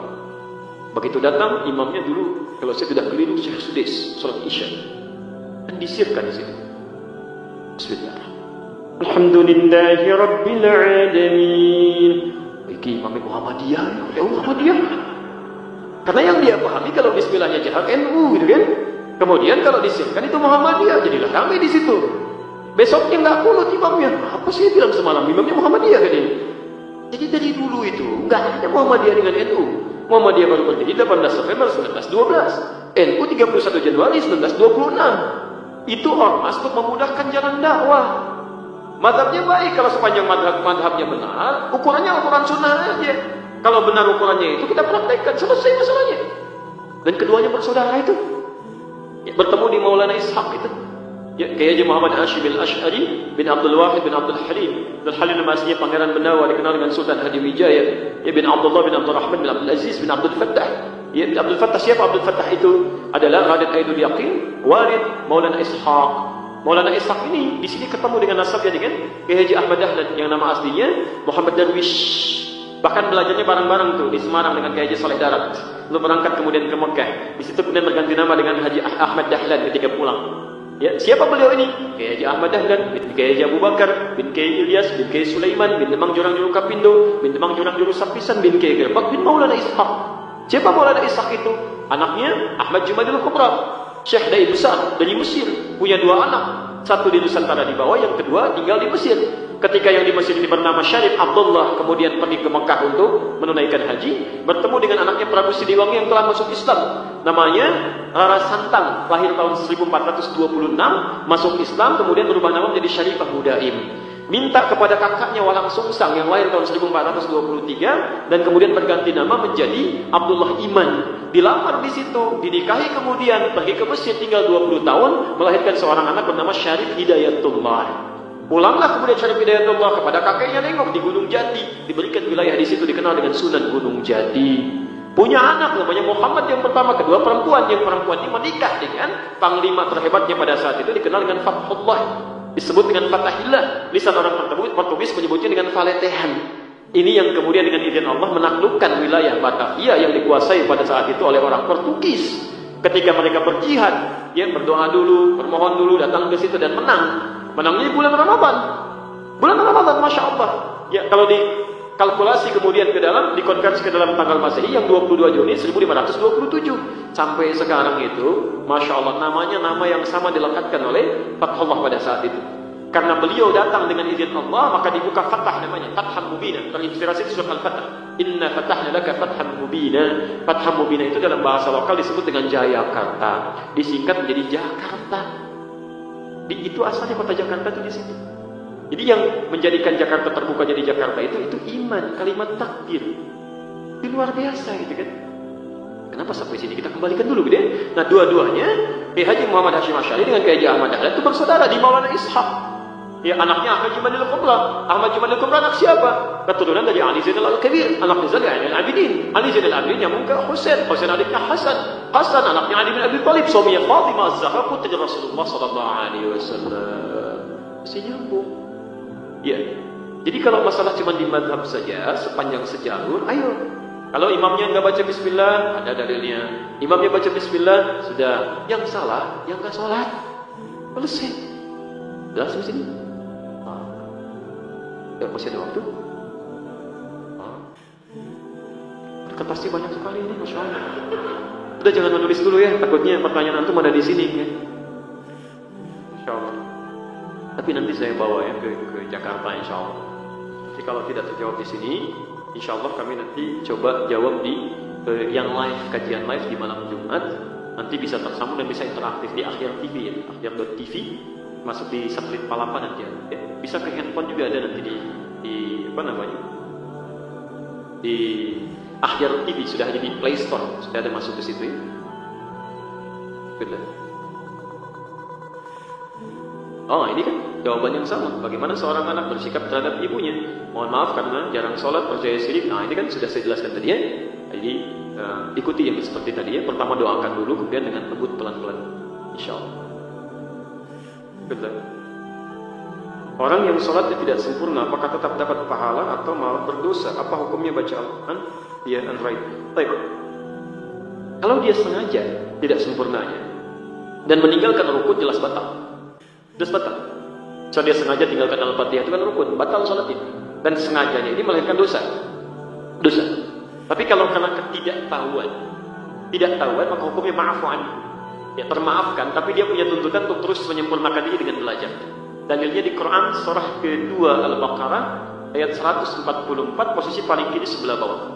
Wa ma kana Allahu liyudhi'a imanakum. Allah tidak akan menyia-nyiakan amalan salat yang dikerjakan dengan iman. Ayat ini turun ketika Rasulullah SAW sedang silaturahim ke rumah Ummul Bashar.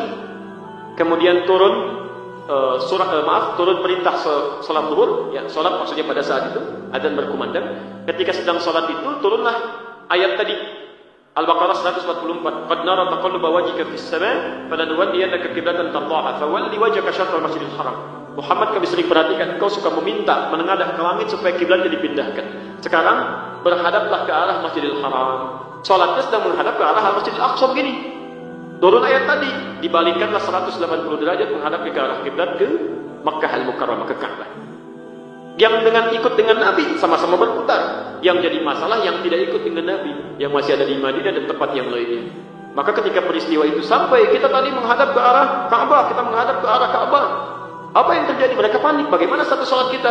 Maka ayat tadi kemudian turun dengan sempurna. Wa ma kana Allahu liyudhi'a imanakum. Jadi kalau teman-teman merasa salatnya belum sempurna, ayo maksimalkan belajar. Belajar. Ingat betul ini ya. Kata Nabi, penyebab orang tidak mendapatkan kemuliaan dalam salat itu ada 3. Kemuliaan itu yang tadi saya sebutkan 5 pertama tadi. 1, maaf sekali. Umumnya orang salat diisyaratkan oleh Al-Quran itu tidak khusyuk dalam salatnya. Al-Baqarah Quran surah kedua ayat 45 sampai 46. Yang kedua, umumnya orang salat wanidin tidak paham, tidak mengerti apa yang dibacakan dan dilakukan dalam salatnya. Antum nggak percaya silakan. Sudah berapa lama salat sampai dengan siang ini menjelang sore? Jangan-jangan ribuan kali ruku, ribuan kali sujud sampai saat ini, tapi nggak ngerti yang dibacakan. Ruku tapi nggak ngerti yang dibaca, sujud nggak paham yang diungkapkan. Bagaimana bisa menghayati apa yang antum sampaikan? Yang ketiga, ini yang paling aneh ini. Orang sholat itu sering memberi celah kepada setan untuk menggoda dia dalam sholatnya. Ternyata ada setan khusus Pak yang menggoda orang sholat. Ya. Nanti kalau bikin kajian bolehlah satu kali kita bahas fikih setan itu. Ya, betul fikih itu kan paham. Harus sekali itu paham setan itu siapa? Banyak Pak. Banyak setan, ada setan rumah, ada setan di kantor, ada setan di pasar, ada di masjid ada setannya Pak. Namanya khanzab, tugasnya 2. 1 menggoda orang sholat, yang kedua menggoda DKM masjid. Betul, antum hati-hati kalau jadi DKM masjid itu. Pahalanya banyak, tapi singgungannya pun tidak sedikit. Masjid itu kalau belum jadi, semua terlibat, senang. Tapi kalau sudah jadi, setan tidak tinggal diam. Yang digoda bukan jamaah, DKM-nya. Karena kalau yang digoda jamaahnya, satu pergi, yang lain datang. Tapi kalau DKM-nya yang kena, orang malas ke masjid. Kenapa kamu gak mau ke masjid? DKM-nya aja begitu, ngapain saya datang? Ada itu.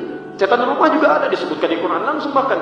Quran surah kedua ayat 102. Tugasnya langsung goda banyak Pak, Dasim namanya. Perempuannya Dasimah, tadi saya sebutkan itu.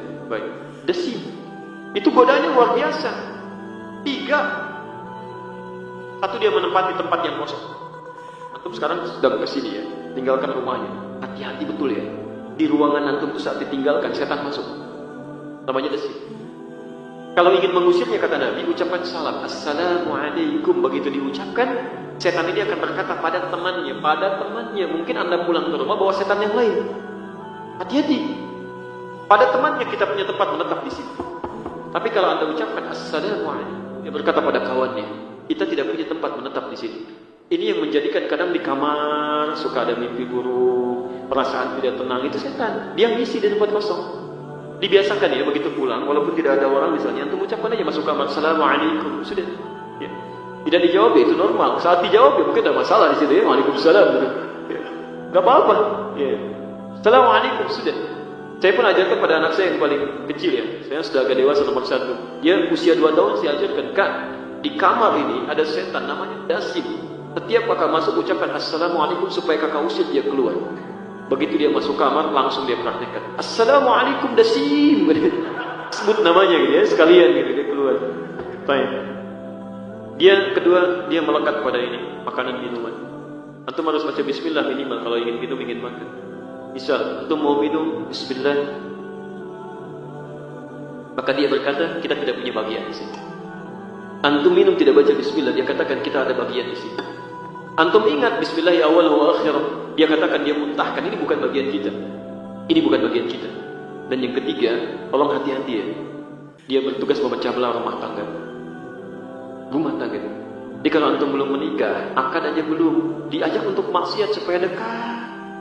Supaya dosa itu bisa dilahirkan. Ya belum apa-apa, akad belum, lamaran belum, tiba-tiba jalan bersama, naik beca berdua. Akan beca milik bersama, tukang beca nggak ada gitu kan, jangan deh.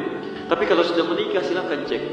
Ya sebulan 2 bulan pertama nyaman, setelah 6 bulan 7 bulan punya anak 2 tahun 3 tahun, tidak ada yang paling tidak menyenangkan kecuali pasangan sendiri. Silakan cek. Suami mau berangkat ke kantor, pamit, kantor dulu. Ya udah hati-hati, sampai situ aja. Udah hati-hati. Suami orang ke kantor Pak, itu juga sama. Istri pamit ngantar anak, ngantar dulu Pak. Ya udah, sana hati-hati jalan, sana hati-hati. Istri orang ngantar anak, Bu, Masya Allah. Banyak terjadi. Saya tuh di pesawat, Pak, teh atau kopi, Masya Allah. Pak, ayam atau ikan, Masya Allah. Itu di rumah sama suami begitu gak tuh? Mas, teh atau kopi? Itu harusnya maksimal itu kan? Itu tidak mudah, kelihatan seperti sederhana. Nah, saat Anda sholat, itu setannya khanzab namanya. Seringkali membuat hal seperti itu tuh. Yang bikin tidak sempurna itu memberi kesempatan pada setan. Lihat sini ya. Kalau antum sedang berdiri begini. Cara berdiri itu hadis Abu Dawud nomor hadis 666. Aqim, kata Nabi berdiri tegak. Jadi badannya tegak. Posisi kaki seimbang, tidak terlampau rapat begini, tidak terlalu lebar begini. Sejajar dengan bahu lah, turunkan ke bawah. Gini. Kakinya kan suka ada yang begini ya. Keluar terbuka begini. Jadi kalau salat sendirian, gak ada masalah di sini. Sah salatnya. Panjang menghadap kiblat. Dalilnya Al-Bukhari nomor hadis 751. Yang jadi masalah saat salat berjamaah. Kata Nabi, teruskan hadisnya. Lihat kalimatnya. Wala tadharu furjatin lisyaitan.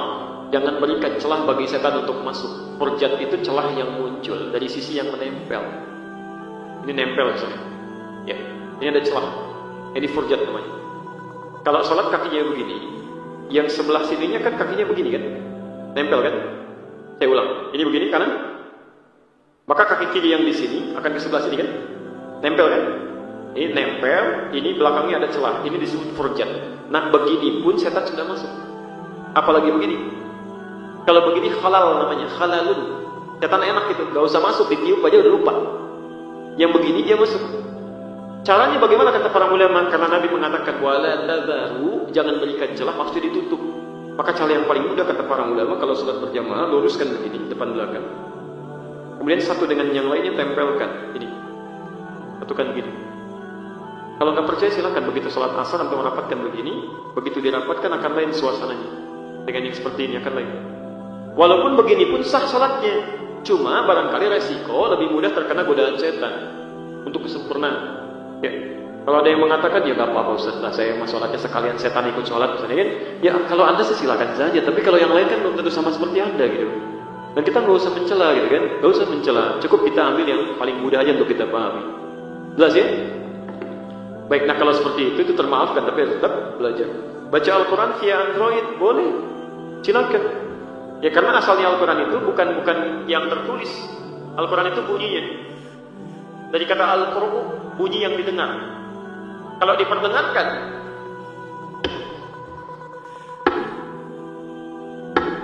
karena itu qiraah namanya. yang diperdengarkan.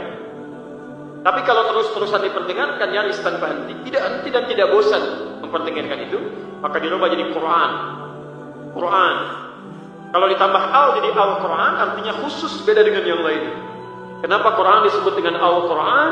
Ingin menyampaikan pesan bahwa hanya Al-Quran satu-satunya kitab, firman Allah yang akan terus dibacakan tanpa pernah putus dan orang tidak bosan membacakannya. Silahkan antum cek, pernah nggak ada orang bosan baca Al-Fatihah? Walaupun dalam sehari dibacakan 17 kali. Antum silahkan baca yang lain, nggak usah 17 kali, 5 kali sehari, pasti bosan. Dan hebatnya Al-Quran, Masya Allah. Kalau di sini ada misalnya tulisan berbahasa Cina, dibaca nggak? Tidak. Kenapa? Nggak ngerti. Hebatnya Al-Quran, Masya Allah. Nggak ngerti pun masih dibaca juga. Antum yang baca Al-Quran belum ngerti sih. Itu kalau bukan firman Allah, mustahil bisa begitu. Buatan manusia itu nggak mungkin, mustahil. Makanya setan terlibat di situ. Walaupun nggak bosan, cepat ngantuk. Silakan baca Al-Quran 1 jam begini, pasang status. Tapi baca Al-Quran baru 10 menit sudah begini. Karena terlibat setan di situ, pahalanya banyak.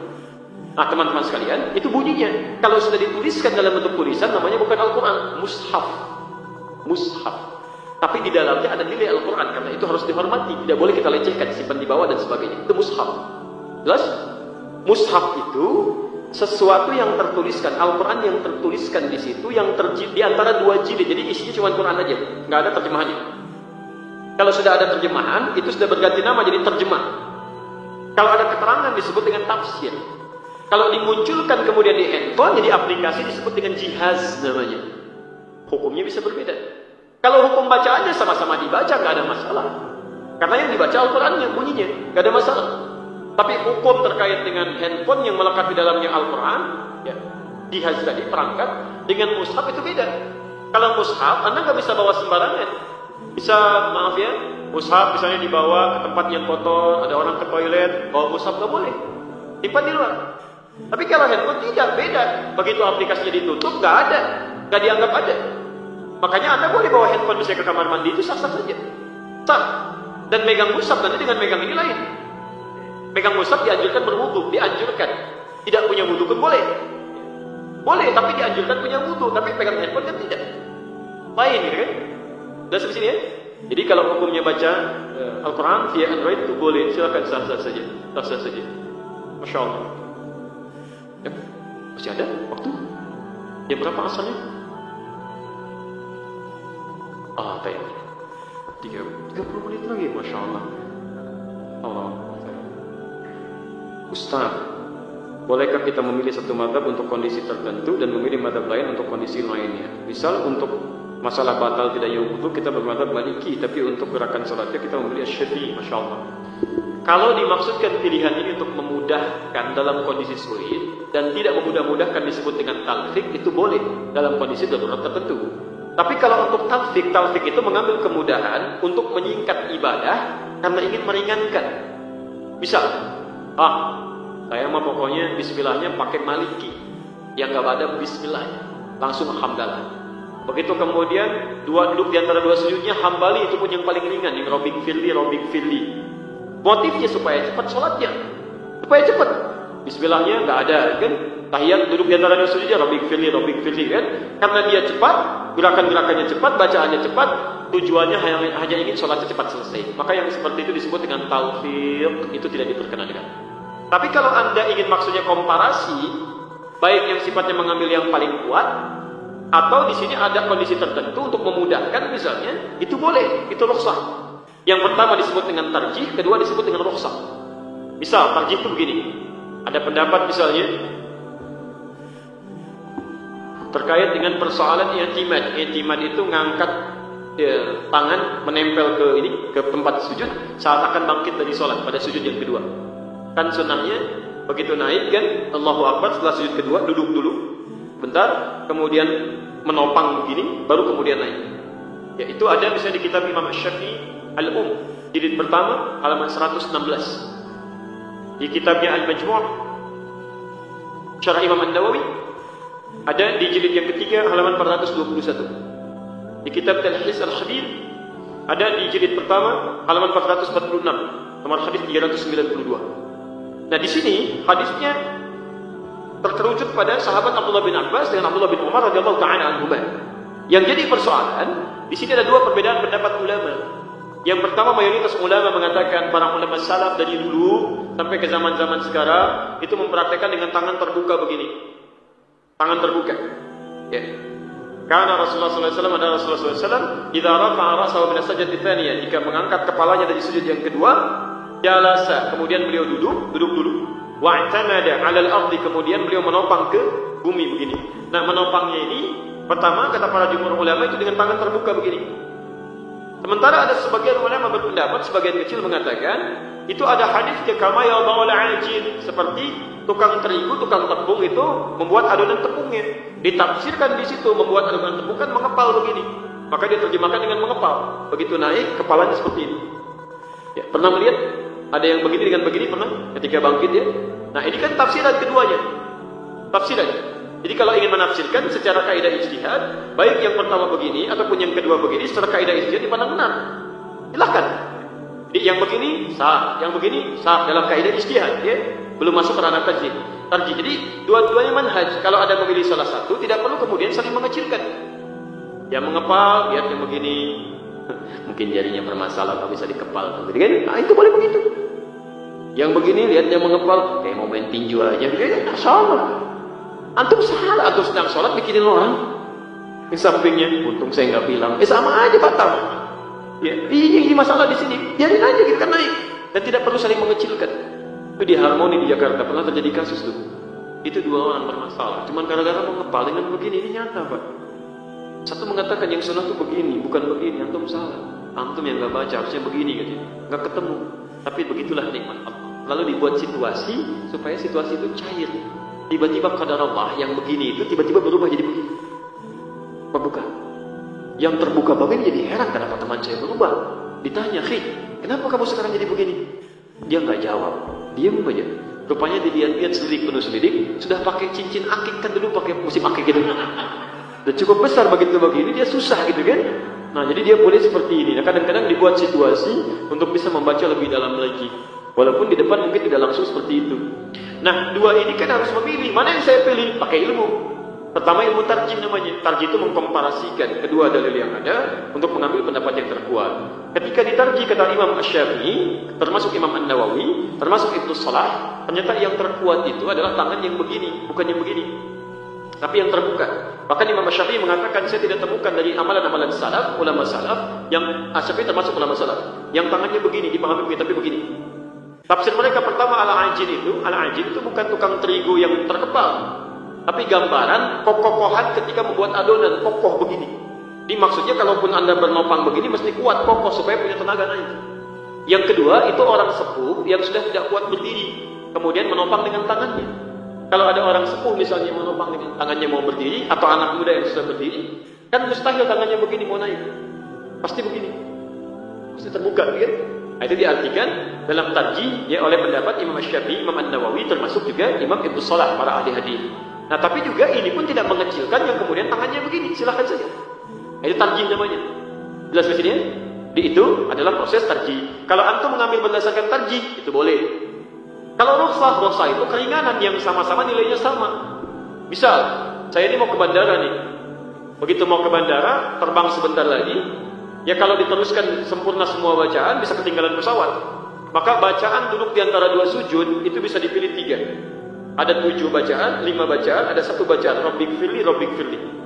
Rabbik firli, Rabbik firli. Iftitah ada 12 doa. Ada yang panjang, menengah, pendek. Yang paling pendek misalnya boleh Allahu akbar kabira, alhamdulillahi katsira, subhanallahi wa ta'ala. Satu hadis itu. Lalu saya pilih yang paling pendek, biasanya saya panjang. Saya pilih yang paling pendek, itu boleh. Karena keadaan rukhsah pada saat itu. Rukhsah. Jelas ya? Apa itu?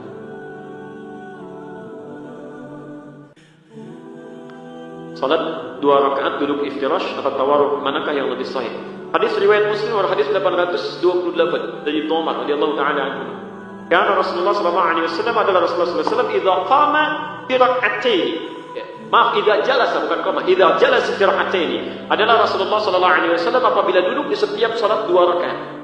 2 rakaat tetap. Maaf, di 2 rakaat pertama. Jalasa 'ala al-iftirash, duduk dalam keadaan iftirash. Apa iftirash itu? Athna rijlahul yusra, melipat kaki kirinya ini, wa qa'ada 'alaiha, dan diduduki begitu, mu'tadilan, dan punggungnya tegak.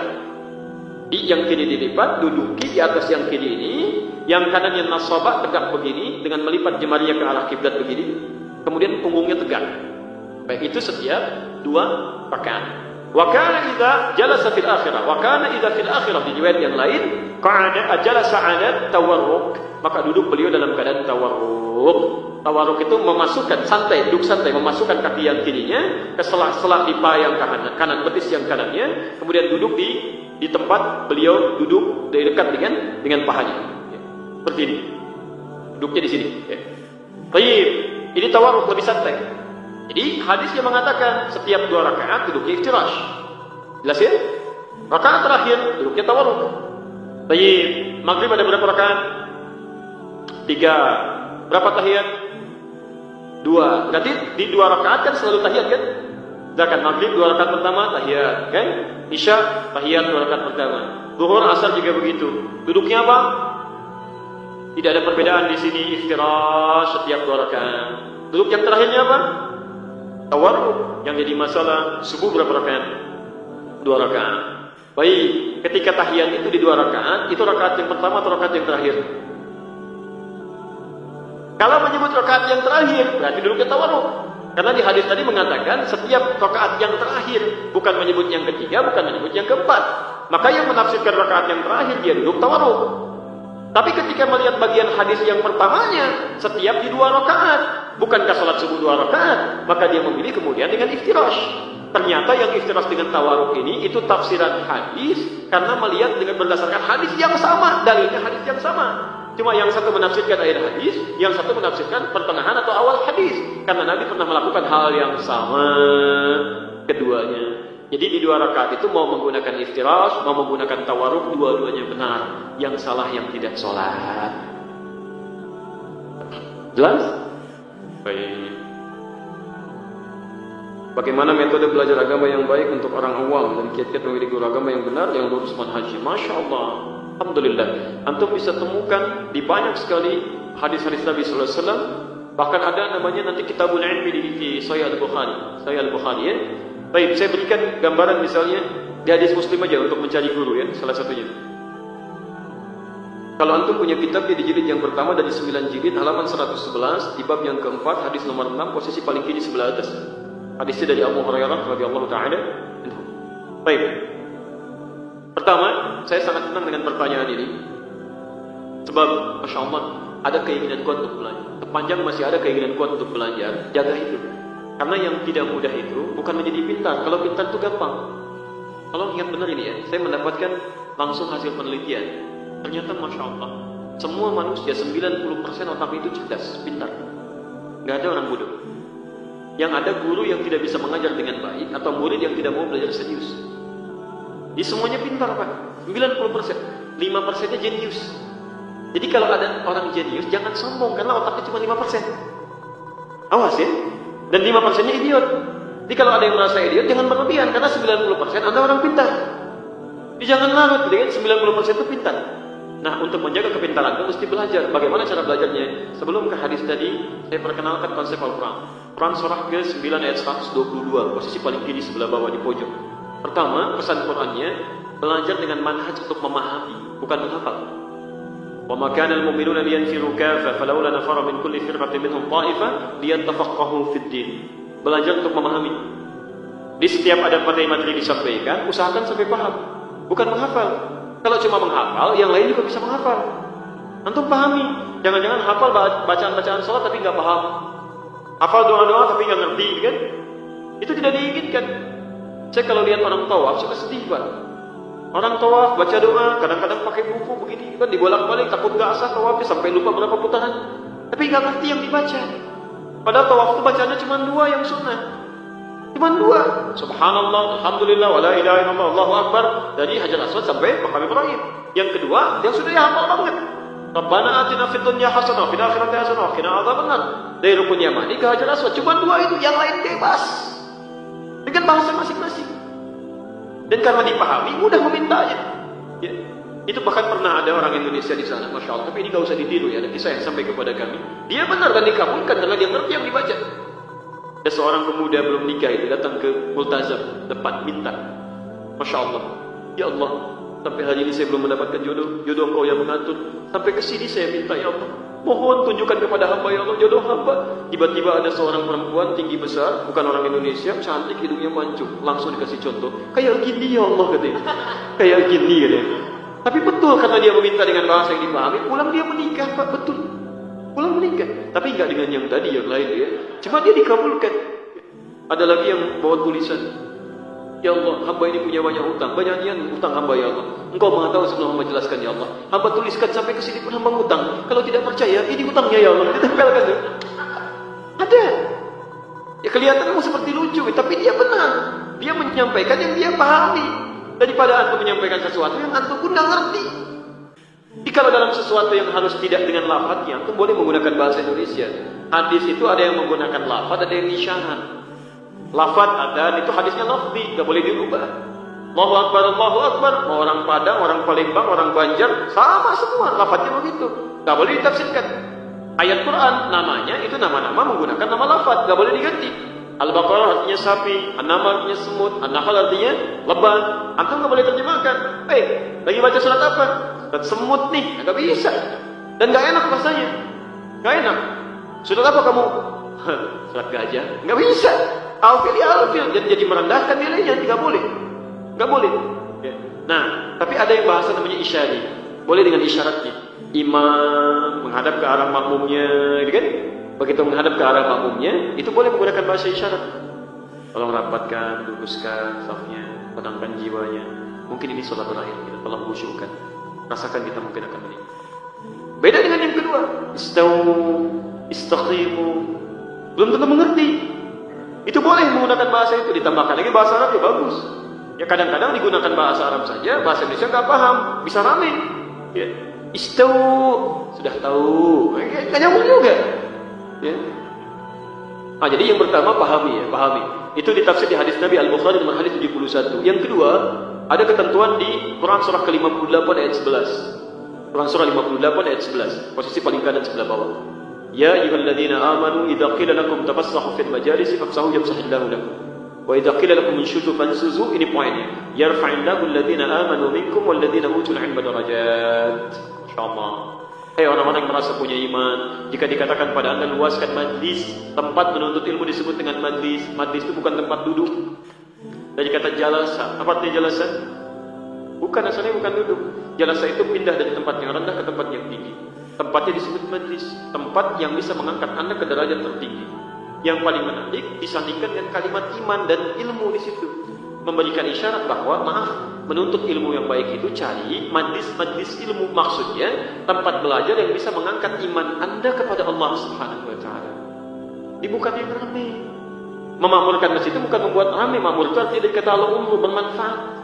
Jadi kalau anda ingin ikut ta'lim, cari yang membawa manfaat. Bukan cuma ramai, nggak ada manfaatnya. Cari guru yang baik, yang bisa mendekatkan anda dengan Allah, menjadikan lebih khusyuk dalam ibadah, itu yang bagus. Kalau cuma rame, Masya Allah, di luar juga banyak yang rame. Gak nyambung gitu kan. Jelas ya? Baik. Kalau sudah paham seperti ini, hati-hati dengan guru yang sekarang itu hadir saat ini. Dan disebutkan oleh Nabi 15 abad yang lalu. Dulu belum ada, sekarang ada. Hati-hati dengan orang-orang ini. Hati-hati. Saya bacakan hadisnya, dan barangkali ini jawaban terakhir yang saya sampaikan untuk pertanyaan yang belum sempat saya jawab, nanti mungkin dijawab di kesempatan yang lain.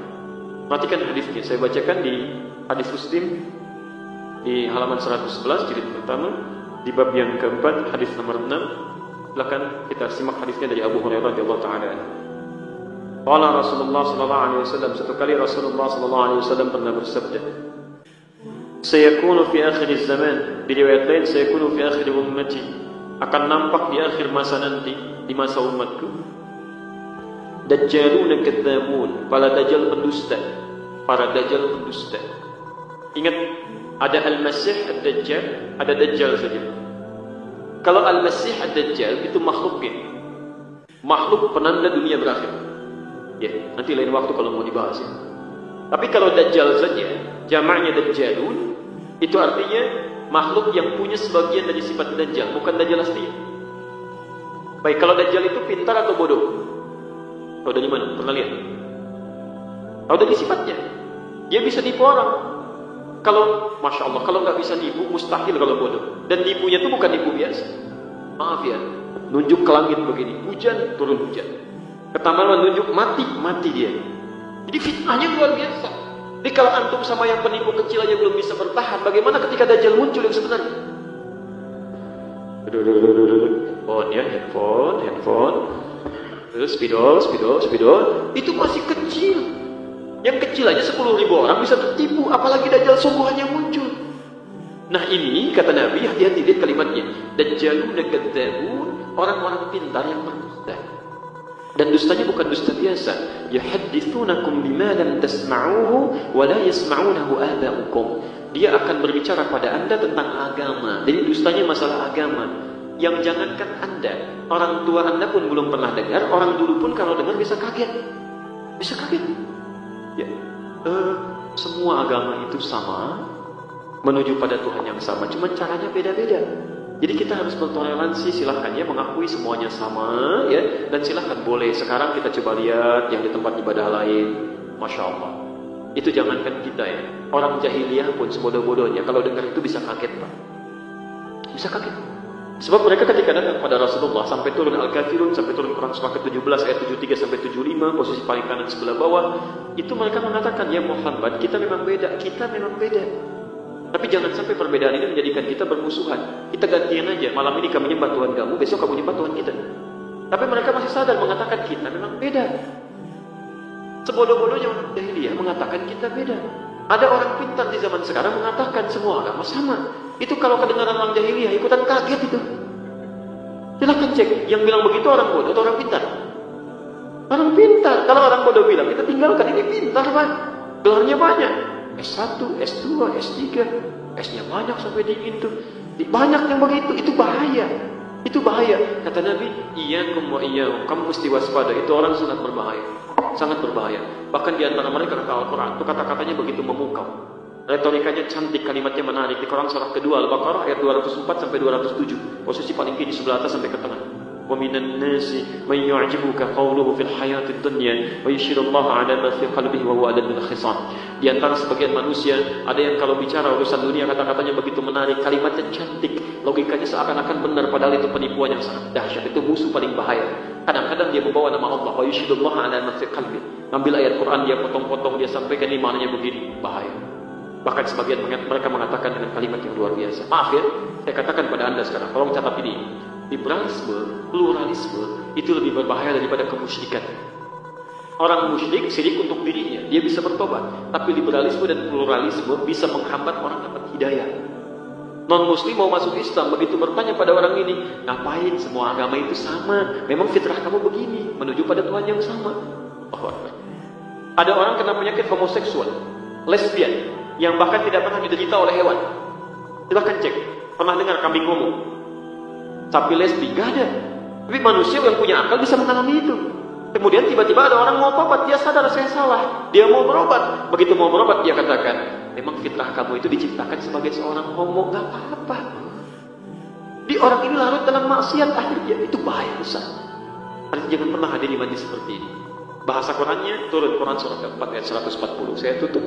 Wa qad nazzala 'alaikum fil kitab an idza sami'tum ayatillahi yukfaru biha wa yustahzau biha. Telah tetap ketentuan dalam Al-Quran, kalau anda mendengar ayat Allah disimpangkan atau minimal diolok-olok, fala taqudu ma'hum, jangan sertai majlisnya, jangan baca bukunya, jangan lihat tayangannya. Cukup, tapi juga jangan celah orang itu. Gak ada jangan mencela. Lihat, kalimatnya indah. Hatta yakhudu fi haditsin ghairi, cukup tinggalkan orang itu, isolasi dia, jauh, supaya dia sadar bahwa dia telah menyimpang. Dengan itu dia tobat kembali, indah. Innakum idzam mithluhum, kalau diikuti lama-lama nanti kalian seperti mereka, nggak sholat juga. Pada aneh lama-lama itu. Ya kalau sudah begitu, maka akan dikumpulkan dengan orang kafir di neraka Jahannam. Neraka Jahannam. Innallaha jami'ul munafiqina wal kafirina fi jahannam jami'an. Semoga Allah Subhanahu wa taala melindungi kita semua, memberikan rahmat pada kehidupan kita, menjadikan kita hamba-hamba yang bertauhid, mengikuti tuntunan Al-Quran dan Sunnah Rasulullah sallallahu alaihi wasallam. dan bisa mempertahankan itu dengan jihad kebaikan selama hidup kita. Teman-teman sekalian, saya mohon maaf harus saya cukupkan sampai di sini. Bila ada yang benar dari Allah dan Rasulnya, jika ada yang keliru itu mutlak kesalahan saya, mohon dimaafkan dan mohon diluruskan supaya saya bisa koreksi. Dan kalau ada benar-benar yang keliru, cepat tinggalkan pendapat saya, ambil pendapat ustaz-ustaz lain yang lebih baik yang bisa kita jadikan rujukan dalam kehidupan kita. Baik, subhanakallahumma wa bihamdika asyhadu an la ilaha illa anta astaghfiruka wa atubu ilaik. Wa akhiru da'wana alhamdulillahi rabbil alamin. Wal 'afwu minkum. Assalamualaikum warahmatullahi wabarakatuh.